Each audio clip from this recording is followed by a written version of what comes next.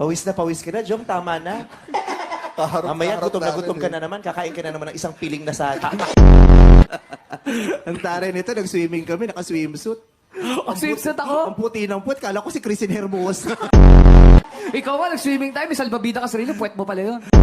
Bakit masakit pag sinabing panguka?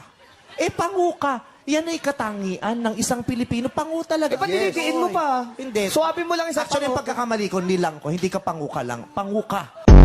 Bakit ba ang ganda-ganda mo ngayon? Kahit sinong tao gaganda pag natabi sa'yo. Nagulat Huwag kayo kasi sa ako. mami nyo. Nagugulat ako. Ngayon ako nakakita ng pulang zebra.